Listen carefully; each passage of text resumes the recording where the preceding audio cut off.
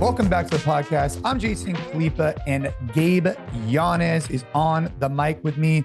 Good morning, sir. How you been? Or good afternoon, actually. Is it Texas time? Good afternoon yet? No, it's still morning. We're just 2 hours ahead. All right. I know it's like a whole other world.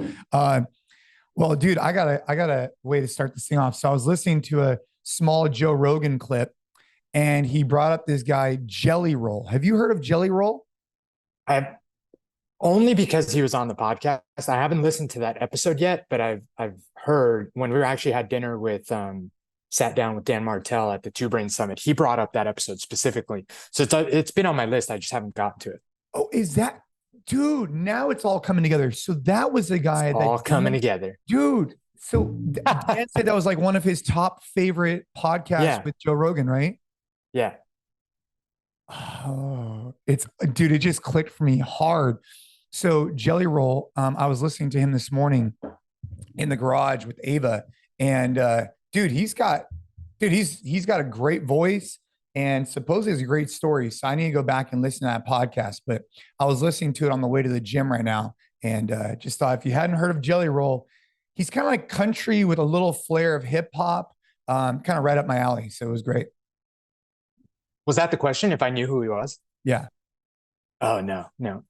I only know because the podcast was recommended, and I haven't listened to it yet, but I've seen like a couple clips here and there. He's also a very interesting looking guy. Dude, well, he's got the tattoos on his face. I'm just looking at he's got the tattoos. Which is always a bold move. Yeah, always a really bold move. Like it's super bold move. And you know what's funny, man? I've met some people with tattoos on their face who are some of the nicest people in the world. But when you first look at them, they're super intimidating.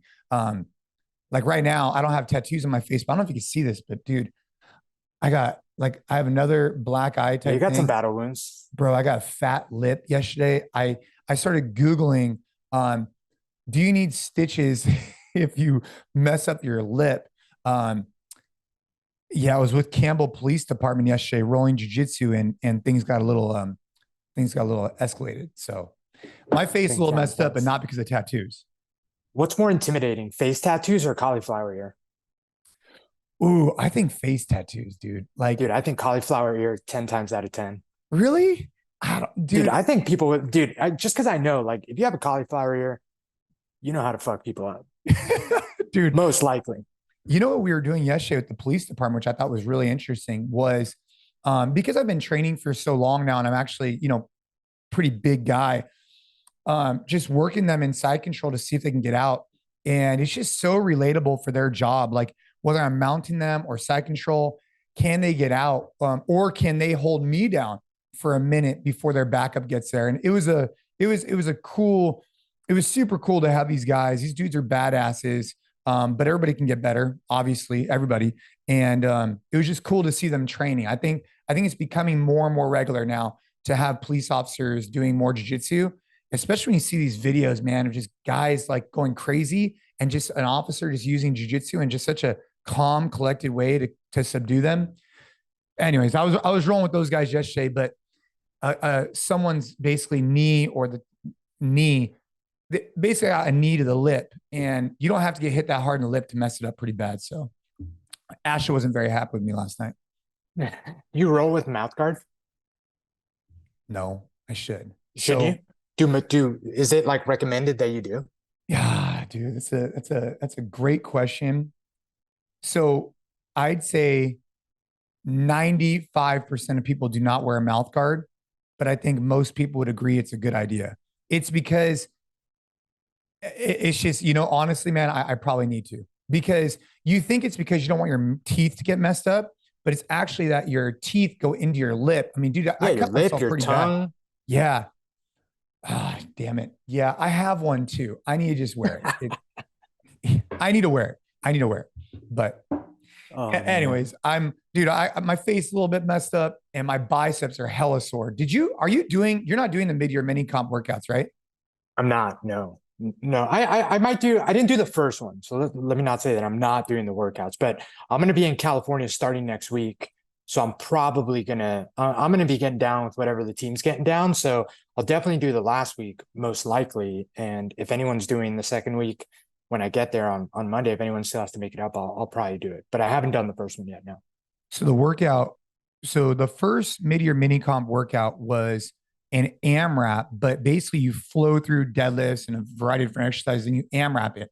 The second workout was 28, 22, 16, 10 of box jump over, pull up, and DB snatch. And then after that, you basically rest until the remaining time of 12 minutes. And then you go for a hang snatch and a power snatch, max weight. So, dude, I'm like 2 days out from doing that. And I have like that delayed muscle soreness, delayed onset muscle soreness in my biceps. Anytime I do high volume pull ups or pulling after not doing it for a while, it's just, dude, you know that feeling where you can't extend out your arm? That's what I have right now. But, I was trying to set a good time and, put up a good score. So had to go a little crazy. Yeah. And, it's in line with what we talked about on the last couple of episodes of, like also making sure you don't like really mess yourself up, because high volume pulling, especially again, if you're super competent with the kit, could be something that messes you up big time. So yeah, that was my case. So so for those of you who want to try it, 28, 22, 16, 10. And it took me 9 minutes and 16 seconds. The cap was 12. And then you get a 1 minute rest. And then you go into this hang snatch. My snatch, bro.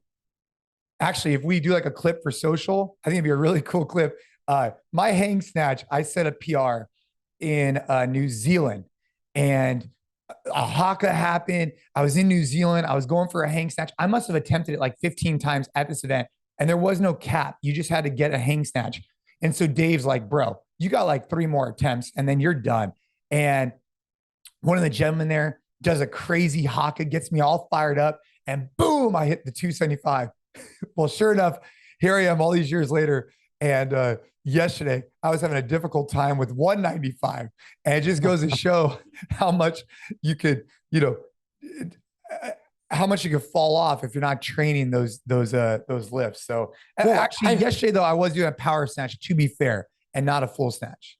Well, there's that. And I think, to be fair, like there's no way, it is impossible to emulate like the excitement, the adrenaline, like all the intangibles also of like what you just described. Like you're in New Zealand, like this is a huge showcase. For people that don't know, the Haka is like this like super traditional like New Zealand war dance that is like was made really famous. Well, I don't know if it's made really famous, but a lot of people know it from the New Zealand All Black rugby team, because they perform it before their matches. And like if you've never Googled that, you should. It's really badass. Like it's pretty cool. But anyway, like you can't like compare that with, you're like throwing down at the gyms, whether it's like with class or with some buddies. Like it's completely different. But to your point, yeah, that's a big difference. 275, 195. Bro, big difference. But yeah, so Henry, this gentleman in New Zealand, taught us a Haka. So we learned, it was me, Scott Panchik, and Chad. Why am I blanking on Chad's last name? Anyways, so it was the 3 of us. We were competing in the CrossFit tour. I don't know if you remember these. And one of the events was this idea of like a hang snatch. There was a bunch of like random events we did in New Zealand. It was more of like a pump up of CrossFit. But dude, so he taught us a Haka, and we did the Haka. It was sick. And then after that, then he comes over. I'm having a tough time with this 275. I got stuck at it. Dude, it was just like perfect timing. I can't wait to show that clip back, because he just happened to do it and I happened to hit the lift right back to back. It was perfect. So, but yeah, those numbers go away quick, man. If you're not working them, and if you don't have a strong why to do it, the numbers drop off really fast. And for me, still be able to do 200 pounds, like that's fine. But it showed an idea that like there's a give and a take in your fitness. If you're not training it, you can't expect to get those type of results. It just is what it is. 100%. And you can't compare. Like, I think that doesn't necessarily reflect like how you've progressed in your fitness. Because I think that, fitness isn't just how you can do in these collection of tests. Fitness could mean the fact that, hey, like now it supports jujitsu, which is a big deal for you.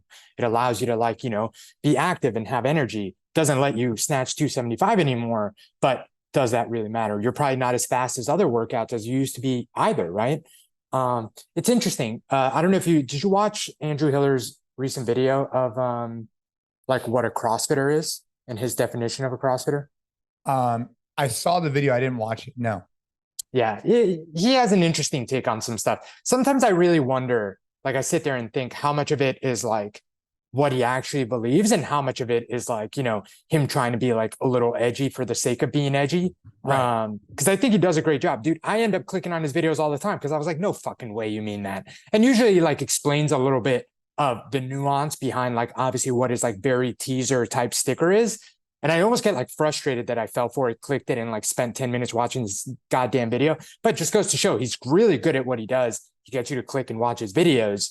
But sometimes I wonder if like he's saying the things he's saying because he actually like means it, or if he's just kind of trying to like, ruffle some feathers and get some engagement. I think it's a little bit of both. I definitely think he cares a lot about people watching his videos, which he should. And he does what he needs to do to get people to click on it. For sure. His intros are epic, bro. Like the way that he edits it in the intro, it just makes it super captivating. Yeah, he does a good job. So what do you say about the CrossFitter? I can't remember exactly, but essentially he was saying that like, quote unquote, a CrossFitter is someone that like is always thinking about the nutrition component, first of all, which I've never heard it defined that way. But he was just having this conversation about how like CrossFit, the way it's defined, like you can kind of do a little bit of like mental gymnastics and anything could be CrossFit, right? Like you could go for a swim and it could technically be CrossFit, right? If it's in the large scheme of like you're doing constantly varied in the week, you could go for a run. It doesn't necessarily have to be a Metcon. And he was saying that a CrossFitter is someone that is fit and keeps getting fitter, always thinks about nutrition and is doing workouts with the clock. That's like, I don't want to like completely butcher this, but essentially that was like how he nailed down his definition of what it is to be a CrossFitter. And I thought it was interesting. And I just remembered about it as you were talking about how, you used to be measurably this fit. And you can argue that by how we measure fitness in the space, like you're less fit now, quote unquote, less fit, right? Like if we were to test you in a wide, like, using the Hopper model, a bunch of tests, I think that arguably on average, you would rank a little lower. But I don't necessarily think that that means that your fitness has diminished over the years. I think that if anything, it just has taken a different spot in like the priorities of what is a fulfilling life. And I think that that's perfectly okay. And I think that sometimes to a detriment, people get stuck in this like pigeonholed view of what fitness is and the fact that it should be linear and anything but progress month over month, year over year is a step in the wrong direction. And I think that leads to, frustration. I think it leads to people feeling burnt out. It leads to people just throwing up their hands and not really doing anything. And that's when really their fitness ends up hurting. Instead of like just taking a step back and realizing, hey, what fitness means to me today is very different than what it did mean to me 3-5 years ago. And that's okay. And there isn't like a black and white way of like measuring progress over time. It's just, hey, is it still supporting you being a happy, functioning human? And that's a lot more difficult and nuanced to explain. It's harder to measure. Right. Which is why I think it's like not as sexy. But I think that it's important. And it's important in our space specifically for us to talk about, both as like athletes and also as gym owners and coaches, because I know a lot of coaches and gym owners have members out there that they wish they can kind of like shake them and get this through to them, right? Like you don't have to keep working out 90 minutes, 2 hours every day because you must get better at, these arbitrary tests. Like, are you living a fulfilling life outside of the gym? That's more important. And how can fitness support that, not be at a detriment to that? Yeah. I mean, well, Adrian Conway and I had a great conversation about similar to that. Like when we were both really, really training, I actually think if we had reduced the volume a little bit, it might help overall. We were talking specifically about volume and burnout. And, dude, I mean, yeah, too much volume is not the way to go. Yeah, I think for me, one of the reasons why it's tough for me right now is that I actually feel like I'm fitter. I know that sounds weird, but like I feel like I'm overall, maybe fitter is not the right term. It's probably not the right term. Because I think that, yeah.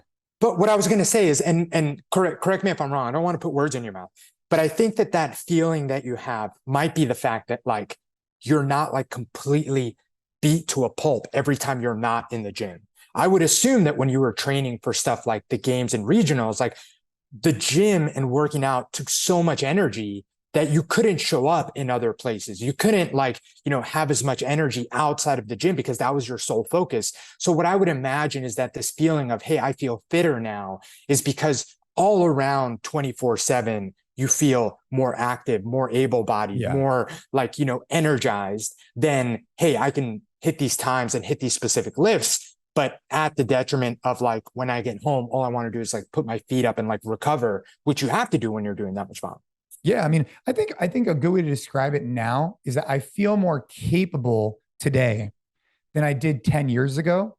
I don't necessarily think I'm fitter because I was so fit then. But I'm more capable, I think, today than I was then. And that just means I've acquired additional skills, in particular in self-defense. I just think that I feel more capable as a human, which gives me fulfillment. And just because I've been doing more stuff outside the gym. But each his own. Like I think the journey is yours, but whatever that journey is, you just have to keep it moving. Like you and I talked about, like an object in motion stays in motion, right? If you stop, I think that's the issue. Like you could find different motions, and I think that's okay. But as soon as you stop your movement, that's where you have some big problems. So that's something that I'm reflecting on right now and just sticking with. And I think that there's just a lot of momentum behind the CrossFit community finding ways to just stay consistent for the rest of their life. And the sport's obviously going through some changes with Dave back and everything going on. But I think that's just a small fraction of what the bigger picture is, which is getting a lot of people who fell in love with CrossFit to stay active forever. That's the key, I think. Let me ask you a tough question that's impossible to answer, but I'm going to ask you anyway. A tough question that's impossible to answer. That's okay. Good pitch. Yeah, but I'm going to ask you anyway. How do you, and I guess this isn't like directly your responsibility, but I think it might be for a lot of coaches, gym owners, or even like people who have this as a friend, or this applies to themselves. But how do you tell someone, or you yourself determine when, like, if you have aspirations to be a competitive CrossFitter, but you're at the point where, like, honestly and objectively, like, dude, it's not going to happen, period. Right? Like, you're never going to get beyond the point of like the open or the quarterfinals. Like, you're just not. And for some people, this might be like an unpopular opinion, but for some people, that's just a fact, right? Like, I think that for a while, that was 100% a fact for me. And I think that had I known that a little bit sooner and reprioritized how I like dealt with fitness, I would have been better off for it. But I think that how many people do you think are kind of stuck in like a hamster wheel of shooting for the sky, and they should just kind of like reprioritize and figure things out sooner rather than later? Or is there nothing wrong with just getting after it until you kind of come to that realization on your own? I think it depends on each individual. I mean, this is like a bigger life question. Like, let's just say you're at a job and you're not getting much fulfillment from it. You don't see a career trajectory for you. I think you have to make some pivots and changes. Like, you have to kind of like take a look in the mirror and say, hey, I don't enjoy what I'm doing 8 hours a day. I don't see myself in this career path. I need to make some hard decisions and pivot. Let's just say that's somebody out there. Same thing with CrossFit. It's like, dude, if you're training for hours and hours and hours a day, you're not necessarily loving it, and you don't necessarily see yourself finding any further fulfillment, whether that fulfillment's through money, fame, success, whatever. I think you have an obligation to make a pivot. I think it's just more of a self-awareness piece than anything, Gabe. It's like, what are you trying to get out of the gym? And if you're getting that out of it, keep doing what you're doing. But if you're not getting that out of it, I think you have to have a hard look at yourself instead of just staying in the hamster wheel because that's what's comfortable to you. You got to get comfortable with this uncomfortableness.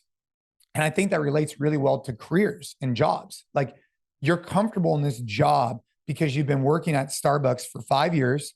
You're comfortable there, but you hate it, as an example. And maybe Starbucks isn't the best example, but you know what I mean? Same thing applies, I think, to CrossFit. You're going to the gym every day. It's like part of your identity.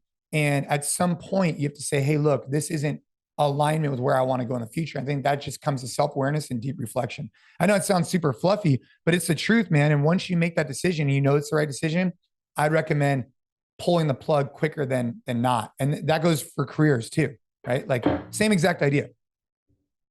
There you go. You had an answer, even though it's an impossible question to answer. I think that's a good answer. I agree with that. It's close to an impossible because it's so dependent on the individual. And I think it's so dependent on them taking a hard look at themselves and saying, what provides me fulfillment and where do I want to be? And is this the part of the trajectory to get there? And if, obviously you got to put in hard work, you got to put in your dues, like things don't happen overnight. But if you really want it, if you have a strong why, go. But if you don't have a strong why and you're just doing it to do it because that's what you've been doing for so long, I think you gotta question that. Yeah, I remember I heard this on a podcast and I think it was a good point. It's like it's almost at a detriment when what you're doing, whether it's career or like, chasing a certain competitive goals, when it's comfortable. Like when you're just making enough progress that you can like trick yourself into like, oh, like this is okay, and you keep doing it. Like that's almost worse than it going so terribly that it like shakes you into making the right decision that you should make anyway. I think that if you continue on the like sport analogy, like what happened to me, like getting injured really, really bad, it forced me to kind of, make some pivots. And I think that career-wise, something like getting laid off or, company downsizing, like that could be something where in the moment it feels terrible and tragic. But I think on the flip side, it could be a blessing in disguise because hitting rock bottom is the thing that forces you to make the change that you should have made, which you wouldn't have made if you were still just comfortable there. Like not happy, not like super fulfilled, but like comfortable. Like comfortable is, it just lulls you into complacency versus like rock bottom forcing you to figure something out.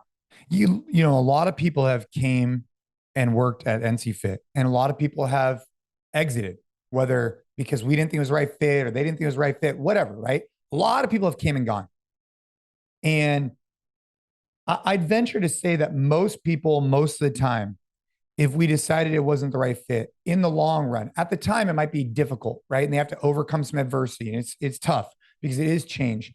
But I imagine the long run, when they look at it, and hopefully, by the way, we've done business, they'd look at it and be like, look, NCFIT was looking out for me and my best interest. There was no more career path for me at this location or this company. And we parted ways. And at the time, it probably felt like a big, punch in the gut. But I imagine for most people, it ended up being a good thing for them long term, just because it forces them to, and us, both ways. It forces each organization, each person to get uncomfortable and see what they want to do next. That's a deeper thing. I'm just saying, like in general, I think that through that struggle, you could find what you really want to do. It's good kind of jarring experiences. Well, here's good. Last night I had a friend over and we were talking about, so these friends are actually in the mortgage business, and man, the mortgage industry has just been hit really hard because when the rates were at 2.5%, 2%, refis and new mortgages were like flying off the shelf. Like you couldn't stop it. And so if you're doing a refi or a new mortgage, if I'm not mistaken, some of these companies, they're still making the same commission whether you're refining or you're getting a new one. I think. Either way, they're still doing a lot of volume, and that volume drives revenue, right? And now those interest rates have tripled and you're at 7% or 6% or whatever. So the volume has decreased dramatically. And so for them, it's like their business is going through what our business went through in a different way in COVID, right? Where just revenue just gets turned off. And the Jocko Willink good comes into play here. It's like, gyms shut down, revenue turned off, good. Can't go to the gym, good, or whatever. And it's like, because through these difficult times, something will come out of it that is going to be beneficial. But at the time, I think it's hard to see it. But we were talking about that Jocko Willink. You've watched that video, good, right? Of course. Yeah. Anyway, many times. Like broke your leg, good. Like get stuck in traffic, good. Yeah, it's a good video, man. And it's just a good mindset to have because there is always a lesson to be learned from anything that isn't ideal. Speaking of things that, were you going to say something? No, I think,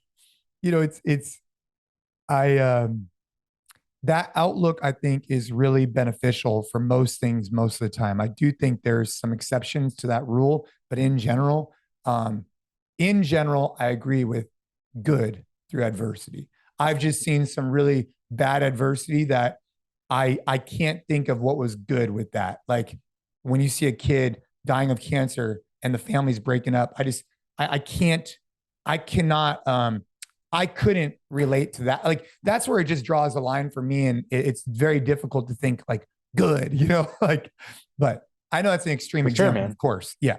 No, for sure. But I mean, you can speak to that because you've been in that world, very intimately.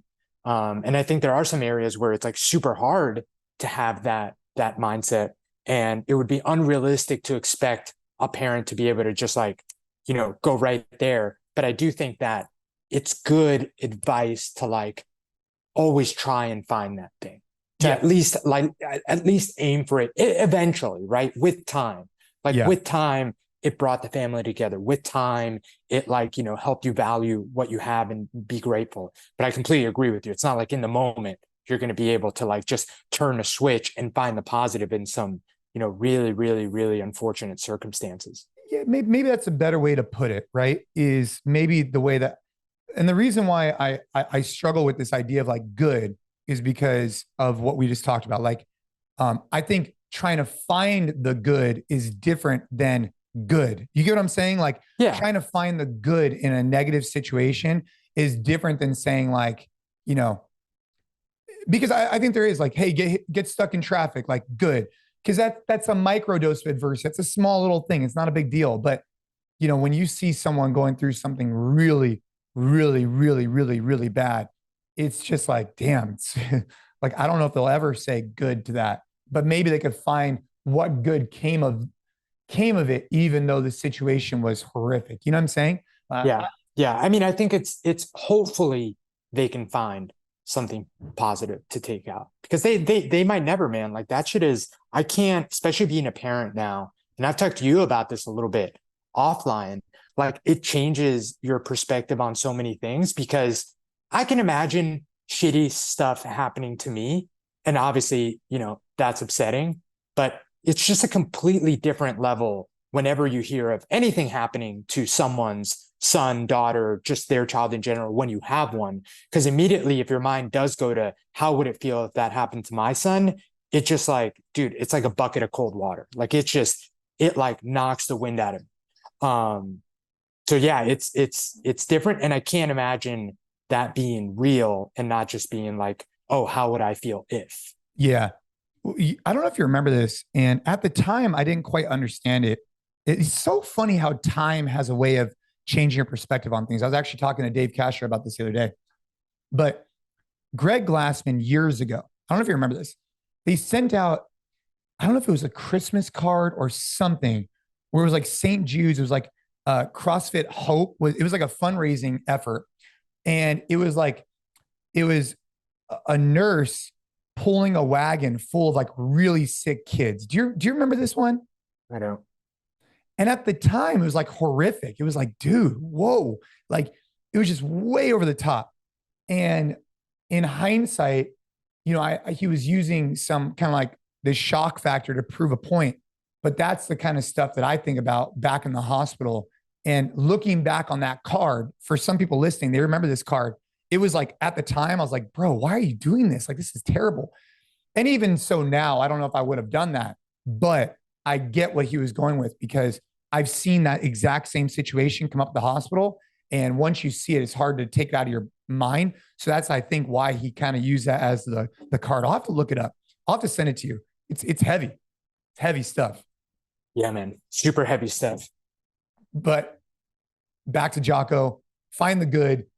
But I think it's important to reflect on like that at the time, like there's probably not going to be good in everything, but I think that if you're looking for it, you'll have a more likelihood of finding it if you're looking for it than if you're just going to be in the negative. And I think especially as you're going through those negative situations, looking for the good, I think is positive. I mean, that's something I think that Ashley and I did a good job of, man, is like, you'd be in some really horrific situations, but just trying to find the good. I think also like just gave you a little bit more momentum to keep moving forward. Like it just kind of gave you that like positivity because you have no other option. Like you're going to go through it anyways. You might as well try and look for the little nuggets of good along that journey.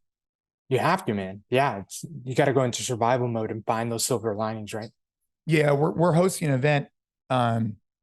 Actually, like I don't know when this will release, but probably like a month after this releases, for the top donors of Ava's Kitchen. We're going to be going down to. We're doing an event, and fantastic event. So we did one last year where we invite like 100 families, and they come out. All these families are going through treatment for cancer, and we put on like a phenomenal event for them. And we're also inviting the donors to be like a part of it to see where the money actually goes to for these families that are going to be, enjoying music and face painting and whatever. It's just a day for them to get out. And so I'll have to keep you posted on how that goes. Cause I think it's important for people to realize who have donated to Ava's Kitchen. By the way, if you haven't checked it out, avaskitchen.org. This upcoming year, the Ava's Kitchen will be in March this year. And it's an annual fundraiser for pediatric cancer. So just wanted to kind of give a selfish plug here on that. No, not selfish. Great organization, does really cool stuff. Did you see this submarine by the time this airs, this episode? Yes. I imagine we'll either have really positive news. I'm neck deep in the submarine news. It's either going to be really positive or really negative by the time this episode comes out. It's heavy, right? That's a heavy. Try and find the Jocko good in that one. So here's the interesting thing, though, and I wonder if you've noticed the same thing. It is heavy. I think it's really heavy, and I think it's unfortunate that it's been not treated as heavy because of the people that it is impacting. And what I mean by that is, so the people that are in this submarine. So for anyone that I find it surprising if you're not aware of this, but if you're not aware of this, because it's been on the news everywhere, there's this like tiny tourist submarine that is part of a company that offers tours to go see the Titanic wreckage, which for anyone that isn't aware, like I didn't know this, the actual Titanic wreckage is like so deep under the ocean. Like I think it's 13,000 feet. It is insane how deep this thing is. So it's not like easy to get to, right? So this submarine for $250,000 a ticket offers this like incredible tour where you go down and check out the wreckage. The submarine is like, there's apparently been like a lot of controversy because experts have warned that this thing is like not ready to go that deep, hasn't been like battle tested. Like they're saying it's not safe. And the company that, has this, operated it anyway. And essentially everyone that's in the submarine, the 5 people, they're all billionaires. They're like super wealthy people, obviously, that are going on this $250,000 trip. And one thing that I've noticed is there's been a lot of jokes made about this. There's been a lot of like, I haven't seen the jokes. Yeah, like for the record, by the way, when we're recording this, currently they have about 24 hours left of air in the submarine, according to experts. So yeah, just for the record of anybody, yeah. I mean, I've seen memes of like, I saw one that said, well, they got the full Titanic experience. And there's a lot of stuff about like the fact that it was operated with a game controller. Yeah, like just Xbox a lot of controller. Like, yeah. Like this thing was like MacGyvered together. And I just thought it was interesting because obviously if it was something tragic that was impacting people that maybe weren't billionaires, I think that the overall tone would be different.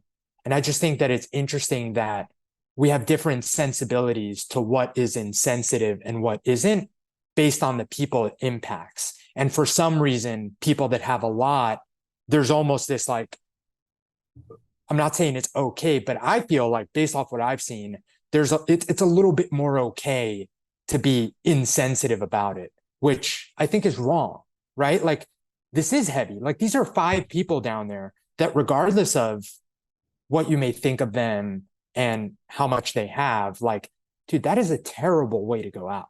Bro. Yeah. And like they made the decision to take the tour. Like I get all that, but I still feel like at least I've been surprised by some of the stuff that I've seen and like the lighthearted nature of how it's been dealt with. Cause it's super trash. I mean, you said it when you brought it up. You're like, It's heavy. It is heavy. Like the one guy is there with his son. Dude, yes, you have an Indian billionaire and his son, and then the other, and then I think there's three other guys in there. But dude, this submarine is like super small. You can't even stand up in it. They have very little water, very little food, and we lost communications like 90 minutes in. And what the crazy part about it is, and I was talking to Ava about this morning, is that she's like, oh, Dad, well, if the Titanic is like, 2 miles down or whatever it is, and this thing's going 5 miles an hour, like it should be, you should be able to find it. I'm like, but what you don't realize is just how the circumference, like how it changes based on the depth and the distance. So like, dude, it's not just on the top of the ocean. Like you have all the way down, all the way across. They're saying it's the size of Connecticut or bigger that they're searching. And yeah, it doesn't seem very hopeful based on what I'm reading from the news. And yeah, I think there's like so many layers. I think maybe it's not the fact that people don't care because they're rich. I think it's because they chose to do it. I think maybe it changes people's perspective. Like, it's like when you hear people dying in a tragic, skydiving accident. It's like, I don't know if people react as much because those people chose to go skydiving. Maybe that's why it's not so dramatic for some people. I can see that. I think the whole situation is terrible. And I think that is super unfortunate. But I wonder if that's the triggering mechanism for people to get not as upset, Yeah, maybe. I can see how, like, when minors get stuck in something, or like, there's been like some really good movies, like those kids that got stuck in that cave in Thailand, bro, and all that stuff. Gnarly. And like obviously no one would make jokes about stuff like that. So I can see the difference of like, or their kids, or like, they didn't make the decision to do something that obviously was incredibly, incredibly risky. I get all that. It just still seemed a little, and maybe I'm just following some really negative accounts. Maybe it's just me that's seeing this. But I remember like yesterday I was reading some stuff and I was like, dude, come on. The one thing that is ridiculous though, and I don't know if you saw this, the son of one of the billionaires that's in there, like went to a Blink-182 concert, like while his dad is in there, and posted it on Instagram with a caption saying like, I know this might seem insensitive, but my family would want me to like be here enjoying this, like regardless of the situation. Like, dude, so weird. I mean, bro, if you have to put up a social media post saying, I know this might seem insensitive, it's probably insensitive. Like, that's a good rule of thumb. Like, shouldn't you be doing everything in your power to identify resources and tools to get your dad back? Oh, that sucks. Oh, man. In a Blink-182 concert, it's not like if you didn't post about Blink-182 concert, did you go to the Blink-182 concert? Oh, man. This morning I was listening to Jelly. What was his name again? Jelly Roll, talking to Ava. And I'm actually going to share on social media here pretty soon a video of her bench pressing and doing her pull-up.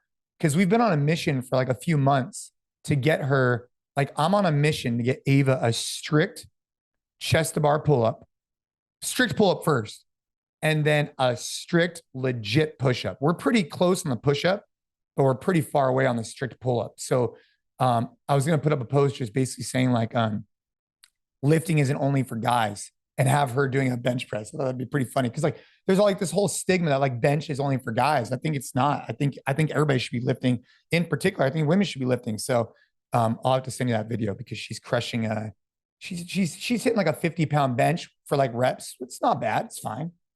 No, dude, that's awesome. Yeah, it's getting there. Yeah. Women that like the stigma is that like you're going to get big and bulky, and some women prefer not to be big and bulky, but I think people don't realize how hard you have to work to be big and bulky. Like, dude, you're not going to get big and bulky. You should just do an entire episode just on you're not going to get big and bulky unless you want to get big and bulky. And even if you want to get big and bulky, yeah, it's not that easy to get big and bulky. Like, take it from me. Yeah, like you have to try. Speaking of which, let's jump real quick to the YETI question of the day. How do you balance being a father with training CrossFit and jiu-jitsu? So, you just got Shay just went to his first Mets game. I just took Caden actually with my in-laws. We went to a Giants game, which was cool. Bro, so let me tell you about this Giants game, and then we'll answer the YETI question of the day. Check us out. All right. Ninth inning, bottom of the ninth inning, Giants are closing it out, right? The game is tied 3-3. And a new pitcher comes in for the Padres. And this pitcher is doing okay. First guy gets up, boom. So tie game. If Giants score, they walk off, they win, right? You know the way it goes. Tie game, boom, Padres. Okay. So Padres go, pitcher, the guy hits like a single, right? Boom. One guy's on base. Next guy hits like a single or whatever, or double, whatever. And now you got a guy on first and a guy on second. Then third guy gets up and the pitcher walks him. So now bases are loaded and it's 2 outs at this time, at the time it came. So this guy comes up, he's like fourth or fifth, whatever up, sixth up. And 2 strikes happen. And we're like, oh shit. Because if it's one more strike, it'd be third out. And then you go to the 10th inning. Okay. So the whole stadium stands up, erupting. You explaining baseball is the best, by the way. Dude, it's going crazy, right? 2 strikes, one more strike, and you're out, right? So then ball happens. Then a ball happens.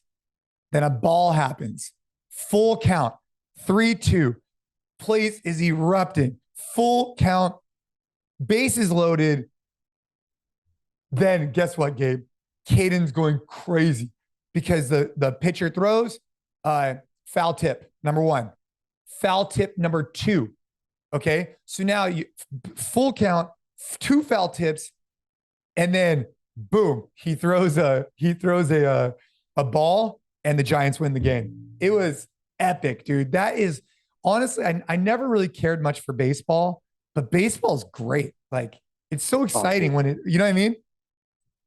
Baseball is absolutely amazing. And the more you understand the game and the more you appreciate like what goes into it, which you do a lot more now that Caden's so into it, it is amazing. It's so fun. So yeah, we took Shade his first game. It's funny because he's 7 months old. He's not going to remember this, but I'm going to remember it. And it was awesome. And it was quite the experience, dude. We got really good seats, which in retrospect was totally not the move because we had really good seats on the Mets dugout side, which was like cool for me because like you got to see the Mets warming up and we were close to them coming out of the dugout. But like Shay doesn't care. And the fact that we were like down in like really good seats meant that it was crowded and it was like tough for us to get in and out of the row. Like looking back on it, I would rather of us getting seats where we had a little bit of room. We were right on the aisle. Anyway, he lasted half an inning before having like a complete meltdown. He was like, dude, get me the hell out of here. So Bloom had to take him for a walk and she rolled with the punches. It was great. And then we eventually met up. He calmed down. We came back. We made it 6 of the 9 innings with a 7-month-old, which I think was pretty good. But it was a fun experience. Headphones? Yeah. Did my audio? No. Was he wearing headphones? No, loud noise doesn't like really bother him at all. It was more, I think, like all the people, all the faces, like everyone trying to like, like mess around with him and stuff like that. He just, he got to a point where like, this is a lot. I need. Yeah. This. Yeah. And meanwhile, Caden, on the other hand, he's like, let's go Giants, trying to start a cheer every 5 seconds. And so the ref made or the umpire made a bad call. And he goes, umpire, you suck. And I was like, I was like, bro, no, none of that. No, like, none of that. All right. So back to the YETI question of the day. Mark, thanks for sending this out. How do you balance being a father with training jiu-jitsu and CrossFit? I think it's just about AMRAP mentality, about trying to be present and focused. And it's something I've been working on for many, many, many years. Something I still want to get better at. But when I'm on the mats, I'm on the mats. When I'm hitting a workout, I'm hitting a workout. And when I'm with the kids, I try and be as present and focused as I can be. Typically my days start off early with my daughter. We work out in the garage together. I try and be as present and focused as I can there. And then back later on in the day, once the work day's over, just try and be as present and focused on them as I can, especially trying to like allocate more time. Like my son and I now, we landscape together and just trying to like, put the phone away for a little bit and just kind of focus on him and landscaping and doing physical activities the way that we connect. So that's the way I balance it for me, is like being present and focused on each facet of the life. And when I'm with them, it's not necessarily quantity, it's quality. is something I focus on, and quantity too, but more so than, hey, let's go to a Giants game, but the whole time I'm going to be sitting on my phone, whatever, instead of engaging, I think is the difference. So that's the way I balance it. Yeah, I mean, the AMRAP mentality is something that I think is so powerful, and people to focus on, not try and do two things at once.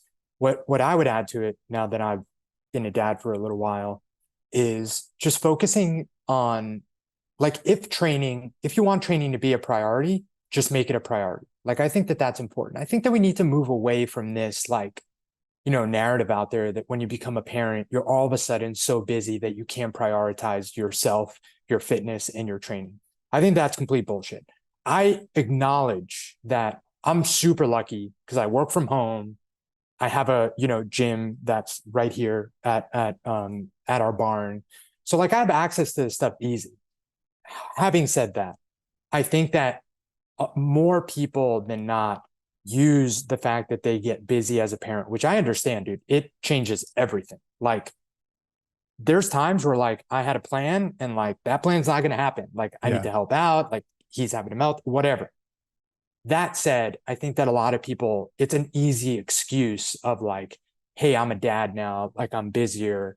That's going to take a back seat. And that's just a decision you have to make. Like, if you want to continue to prioritize training and fitness, even when you're a dad, you just have to prioritize training and fitness, which means that other things might go by the wayside. Might mean that you spend less time on your phone. That might mean that, you can't watch that episode of Netflix that you usually do at night. That's fine.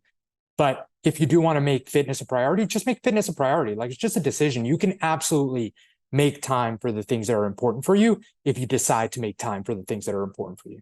And I do think that we just need to stop, like, normalizing the fact that, like, when you become a parent, you're all of a sudden so busy that there's zero time for these things. There might not be as much time as there was before, but I think that people also have to realize that you don't have to dedicate, 90 minutes a day, 7 days a week to quote unquote work on your fitness. If you're doing, like, really good training, whether that's bodybuilding, whether that's following an awesome GPP program like the NCFIT workout, if you're doing that and really being present and putting it, like, AMRAP mentality, like getting after it 3 to 4 times a week, which, if you're not doing it as a class, you can easily get done in 30 to 45 minutes. Like, right, dude, you're going to be hella fit, 100%, like 3 to 4 times a week, 100% effort, AMRAP mentality, you're present, you're doing all the programming, warm up, strength portion, and workout. You're going to have no problem with your fitness. I think that people also just think that it requires this, like, level of time commitment that is completely unrealistic and, like, just not true.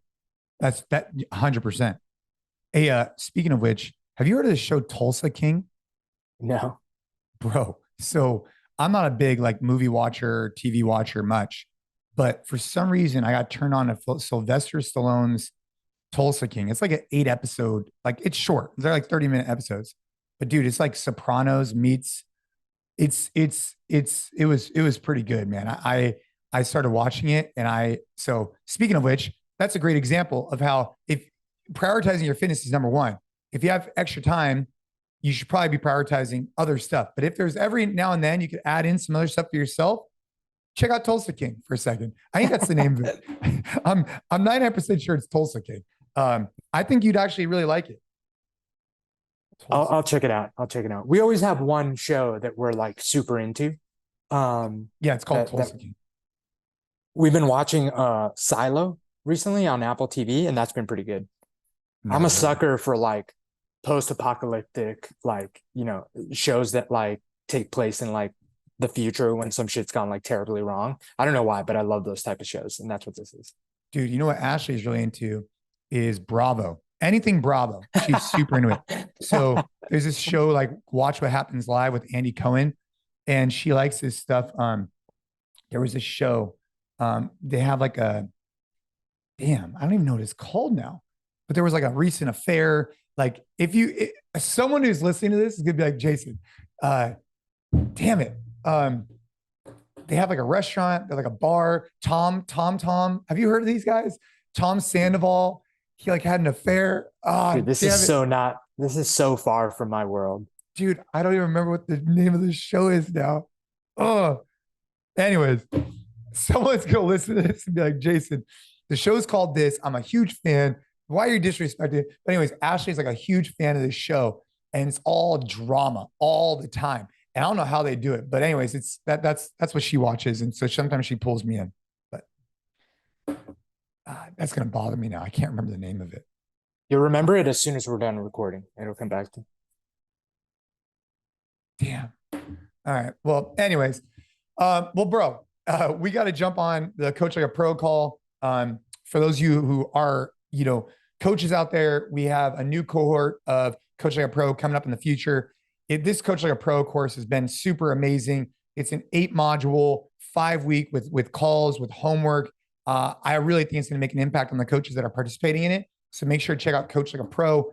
And if you've been listening to these podcasts, seeing more reviews coming in lately, it's been great. Make sure to leave us a rating, a review. Definitely helps out the podcast, helps us out a lot. So that's all I got, man. Any closing remarks on that? No, dude.